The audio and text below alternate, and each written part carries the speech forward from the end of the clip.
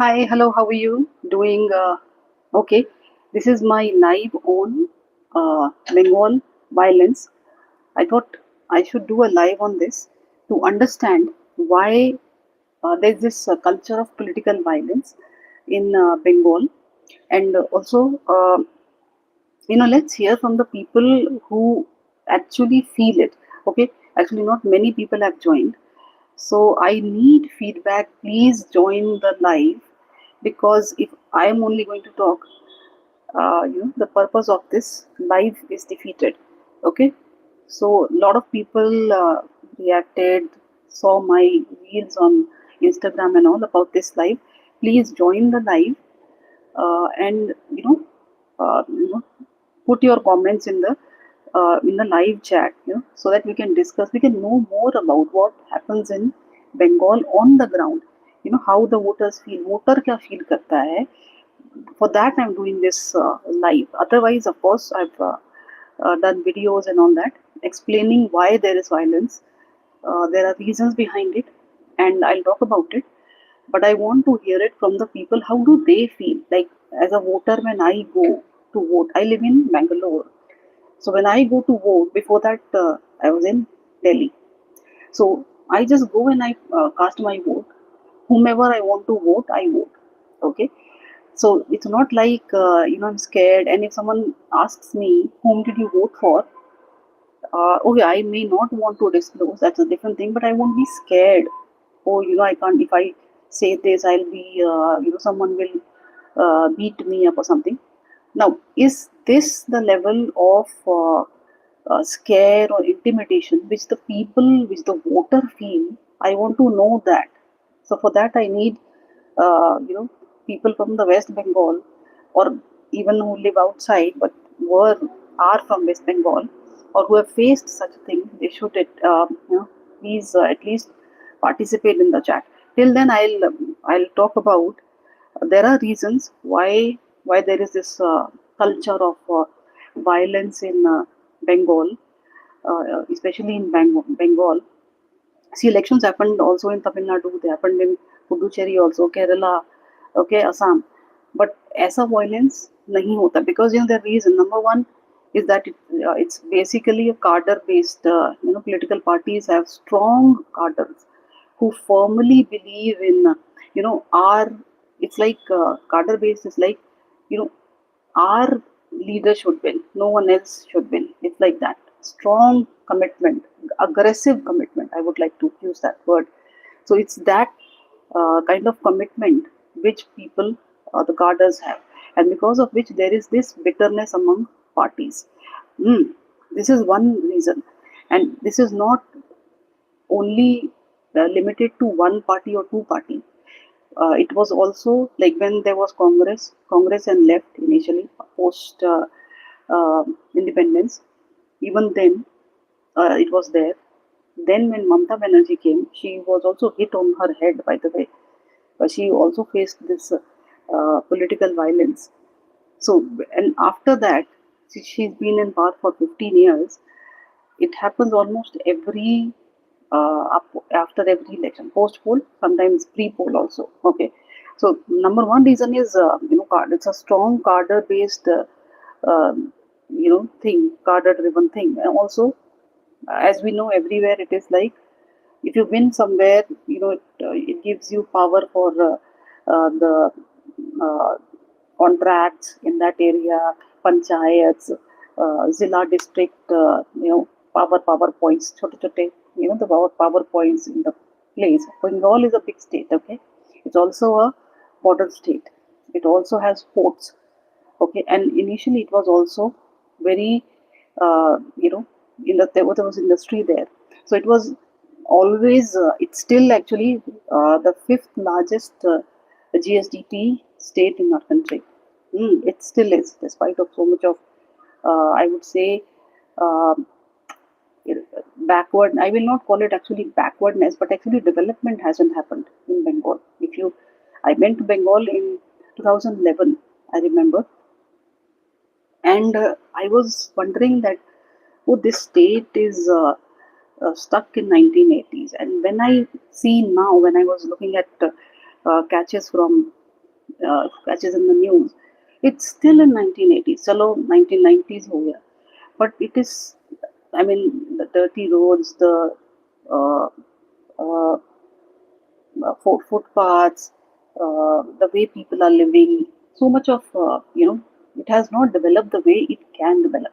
If with all this, it is still the fifth economy, fifth state GSDP contributor, so it could have been definitely better. Okay, so coming back to the violence reasons, it gives control over government welfare schemes, local business permissions, sand mining syndicates, and panchayat funds, employment opportunities. Because of that, you know, the bitterness is more among parties. Okay, and as I said, it has a long political violence history, but this 2026 became more bitter. Of course, since 2014, political language has deteriorated quite a lot in our country. So and that applies to every state. So this 2026 election, if we come here, has become more bitter because of uh, polarization. Clear polarization happens now. Uh, Suvendu Adhikari was very clear after elections that Hindus voted for me, and Muslims voted for Mamata Banerjee. Very clearly he was saying. So earlier this was not the political discourse. People were not talking like that. Politicians were not talking like that. When I started reporting, it was not like that. But now it's bigger. Like for the last uh, clearly 10, 15 years, that is the case. So also there was a, aggressive rhetoric between major parties, intense booth level competition, and also uh, now this social media has come in.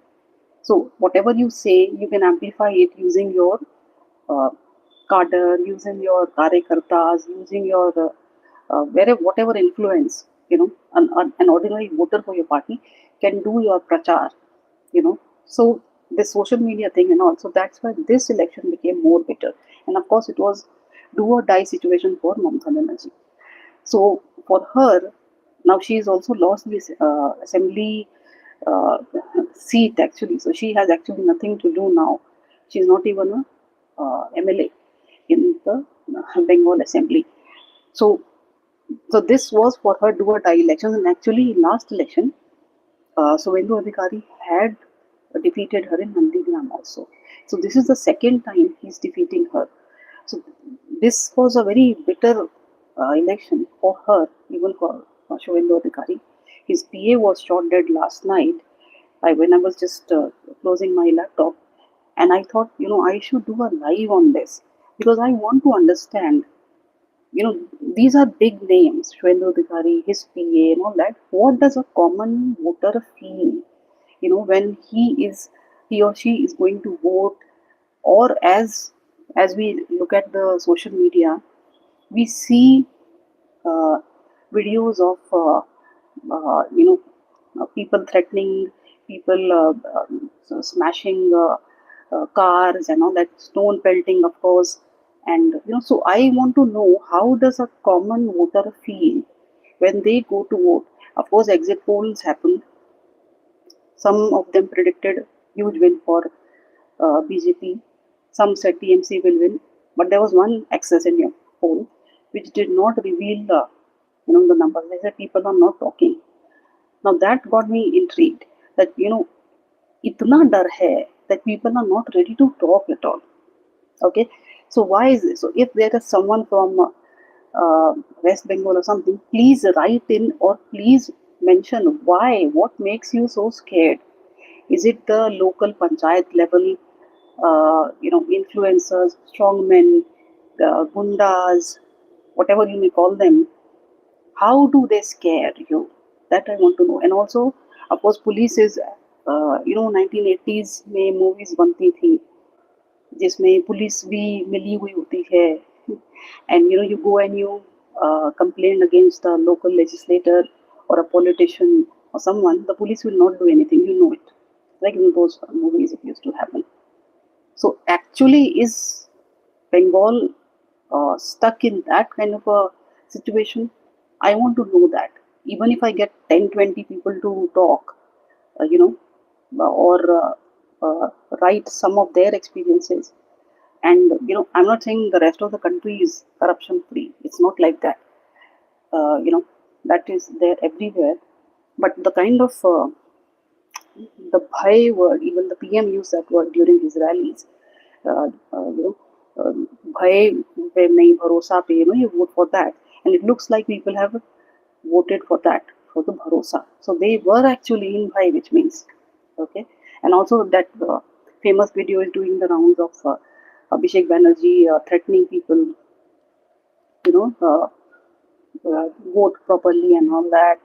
Otherwise, we'll see and all that. So I want to know if someone can, if there's someone has someone written anything, please share your experiences if you can, so that others who are living, who have never lived in West Bengal or voted there, so that we come to know what is happening in Bengal. Because I never went there after 2011, but I have been writing about the election note, but that is all the secondary information which I get, which is many times, only ऊपर ऊपरी जो होता है, it's like only the here there and all that. Okay, which were the regions which were most affected, which are generally on the edge after the violence are Murshidabad, Birbhum, North 24 Parganas, 24 South 24 Parganas, Nadia, Kuch Bihar, Purba Medinipur. Uh, Kuch Bihar and Purba Medinipur especially, and I remember that whenever I was talking to a maid in Delhi NCR, they used to be from Kuch Bihar. That was one. I remember. I used to think that everyone is coming from there only. It's one particular place, Kuch Bihar. Okay, some of them actually looked like Bangladeshi. In fact, one of my maids, this is as old as 2019. She confided in me that yes, she is from Bangladesh. That is after a lot of coaxing and all that. She agreed to me. So yes, there. So this is an accepted fact that there are Bangladeshis there who have now settled and who became voters, and they're happy here. Like she married her daughter here. She has an Aadhaar card. Her daughter has Aadhaar card. She's married to, now I don't know whom the person she's married is. Is that person also Bangladeshi or something? I don't know. So she now has the daughter now has a kid also. Okay, so this is a fact. There has been infiltration. We've been knowing it for years. It's going on for years, and so some of the issues which actually most of the issues which BJP raised resonated with people, because if I can, as a person who's living far away from Bengal, feel, even if I'm not reporting on Bengal, in the between I was reporting, I was only doing business news. Politics I was doing a little, very less, one or two uh, main story in a day. But yes, you kind of know. But anyway, I want to. This live is your live. I said this is not my live. I am talking. I want you to talk. So please mention in the chat somewhere, what do you go through? What goes in your head when you go to vote? And how have you seen, if there is a terror, intimidation, any sort of scare that you have when you vote, when you go out to vote in Bengal, whether it's for the state election or whether it is for the national election.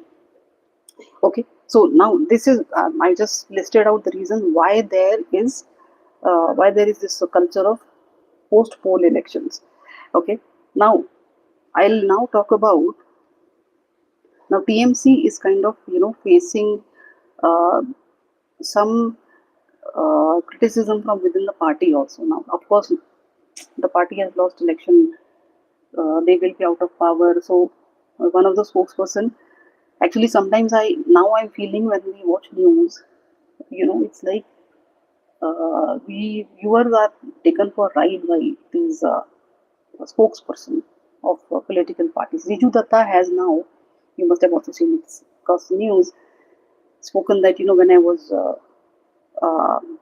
was passing by a BJP celebration thing, they let me pass, and TMC people abused me, all that. So maybe most of the people are saying that he's wanting to jump into BJP now. But the fact is that, when we hear the debates and all that, now I watch news every day. So, abhi, who is where today and who will be now? Raghav Chadda is also in BJP. So they criticize the other party now so bitterly. Also, it is not like very lightly or with respect and all they talk about. They'll talk about very bitterly also about the other person. The next month or the next week or whatever, next election, they might be in the same party. So now I'm thinking of stopping to watch these debates on channel. Now Riju Datta has kind of um, tooth and nail criticized BJP, Modi, and everyone. Is kind of said what not for everything and justified mm, bad situation in Bengal. Now he's kind of praising BJP and all. Same with Raghav Chadda. Okay, so I think we should stop watching these debate shows. Okay, now what are the complaints which are coming from TMC? By the way, the Mamata Banerjee's government has been dissolved by the governor. She did not resign. She said, "I will not resign." Her cabinet has been dissolved, and there are protests now which are emerging from within TMC. Riju Datta and all, they're calling now there's corruption, there is favoritism, there is syndicate Raj and all that. Also, these are TMC insiders. The names are not available, and I'm not even going to say a couple of names I know. But there's forced supply of construction materials, cut money demands. Now, this is like what the opposition was telling. The opposition meaning BJP for this TMC. Now, TMC insiders are saying pressure on contractors and businessmen, political protection for local strongmen, grassroots workers are feeling marginalized. You know, there are few a coterie kind of a thing which Mamata Banerjee has, and she only listens to that coterie. So these are some of the allegations which TMC people are now putting. Candidate selection is increasingly centralized. Wealth and influence matter more. If you've been watching news, Mamata Banerjee is called a street fighter. Grassroots say Judy Hui and all that. Now she has also kind of you know got disconnected from the grassroots levels of the worker and all. And somewhere what happened is that the first term of TMC was actually good. Bengal saw a little bit of development, but post that things slipped out of my hand probably. That what I have read and what I have also gradually understood as I was researching for this live, that gradually things slipped from our hand, which actually happens over a period of time. You get comfortable and you start trusting people, and then they start you know spreading their wings and all that. So local gundas and all, they start taking over. Okay, strong men, and anyway that was in the politics of Bengal. Strong men, cadre, uh, you know our leader should only win and all that feeling was always there, district leadership and all that. This all things slipped out of her hand, and also Bengal did not develop. I want to talk about Bengal's development. This was very interesting to see. Most of the people don't know that Bengal is actually very important for Indian economy. It is one of India's largest state economies still, despite of so much of lagging behind. It still is. I'm still waiting for at least 10 people should at least tell me that how do you feel when you go to vote. I want to know that what is the situation in Bengal. Please write about it. I'll quickly talk about the economy. I'll finish this live off if no one talks, because this is your life. I wrote it. This is not my life. Okay. So now Bengal, it like agriculturally we know potatoes, fish, jute, rice. Bengal is a big producer of that. Okay. But apart from that, it has this. When I was reading the total GSDP contribution of Bengal, the projected during elections, TMC gave a figure of 22 lakh crore rupees, but actually it is between 18 to 20 lakh crore rupees. Okay, depending upon the uh, current and constant price calculations. TMC gave a figure of, even if you Google, you will see 22, 25 also somewhere. But in reality, it is around 18 to 20. Some research also says 17 lakh crore rupees, but actually it is between 18 to 20 lakh crore rupees, and it is fifth to seventh largest economy in India.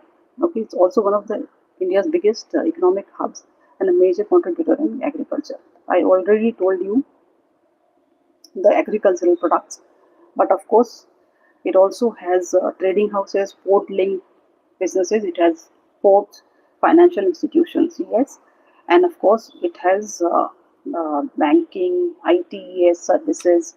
All these are contributors to its economy, which contribute to Indian overall economy also: banking, retail, healthcare, transport, tourism. Of course, there are no jobs in Bengal. Bank. In Bengal, there are the people are migrating. The youth is migrating to other cities in search of jobs. Okay, it also has manufacturing, steel, tea, chemicals, textile, leather, food processing. These industries are still there somehow, still there. But yes, we need more in Bengal. Okay, industrial belts are around Durgapur, Asansol, Haldia, which play a major role. But yes, everyone agrees Bengal has lost out to Karnataka, Tamil Nadu, Gujarat, and Telangana in per capita income. Per capita income of Bengal is 0.84% of the per capita income of the rest of the country. And if we go to, if we look at, as I just named, states like Karnataka, Tamil Nadu, Gujarat, and all, it is much below. It's even below than UP. UP is now doing well, by the way, even less than Bihar. Okay, so per capita, it's per capita. Overall, it's the fifth, highest GSDP economy in the country. Okay, so this is the overall thing. No one has spoken anything. I expect at least after I end this live, someone will at least write something about elections in Bengal, what happens and how do people feel, and are they really that scared as what I'm seeing, the shocking images and all that. That is I wanted to know. That's why I did this live. But I think people are so scared they can't even chat. Okay, so now it's been how many minutes? It's been 24 minutes. Not, I'll just check my chat. No one has written anything. People came, people went. No one has written. Okay, so what I expect now at least is I'll write an article on this. So after I finish this live, you can drop in your comments, and of course you can. There's a number also in the link. If you want, you can also message on WhatsApp on that number. Okay. So I want to know what the real voter feels like, because if you go there, you talk to people, they don't talk. So I thought I'll do this live. Nothing came out of it, looks like, but I hope that people will definitely leave their comments and all that, because something has to change in Bengal, because it is a very important, very critical state. Of course, all the states are important, but it's a border state. Okay, so I'm ending this live here, and I'll see you next time. I'll see you. Okay, yeah. If you want me to do live on something else, I'll do live. Otherwise, I'll keep making videos and all that. And do follow Point of View website. It will be 1 year on 12th May. to the website, and it's doing very well. I'm so glad. It's like I have to put out. We have the visitors are increasing every single month. There's a jump, so I'm glad. Last time the figure when I put was, I think, 2 months back. We crossed 84,000 very quickly. I had to make that graphic much earlier, but it got late. So now we are above 1.2 lakh, visitors. So I'm really thankful. Those who trust point of view, keep trusting and do follow the YouTube channel also. Not only the website, and also we have this Instagram.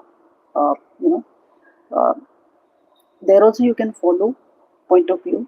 I also put the same, here shorts, there reels, so you can follow there also if you want.